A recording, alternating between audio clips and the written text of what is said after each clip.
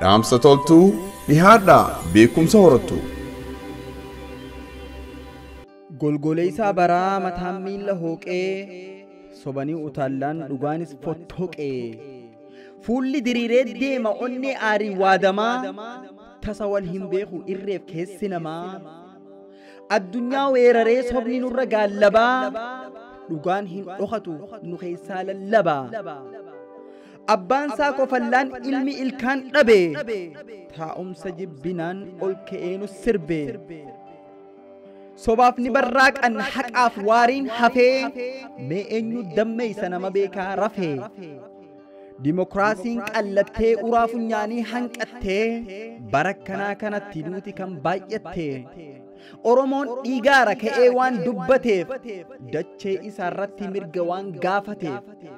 jiraachuun jibbine addunyaadhaan dhamatee gabrummaatu qabee morma cancalatee afaan qawween buluu garaan dadhabatee warri obbaafatee nagaayaan boqadhaa akhiraa teessanis jannata argadhaa duuti numa jirti waan fedhallee tahu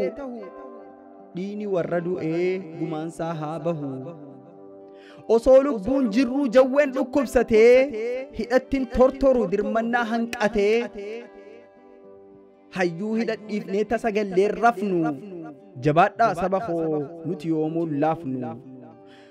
akkasi jabaadhaa obboleeyyan kiyya assalaamu alaykum wa rahmatullahi ta'ala wa barakaatu an Hamzaan Lenca Islaamaati Jawar keenyallee fayyaa isaatiin rabbi haa dhaqqabu rabbiin bakka jirutti nageetti haa tahu fayyadaba isaatillee rabbiin dhagahee isa haa wal'aanu fayyaa isaatiin rabbi haa dhaqqabu baqqalaa garbaa Hamzaa boronaa hunda isaaniitu rabbiin bira haa jiraatu hidhamtoota keenya du'aa'ii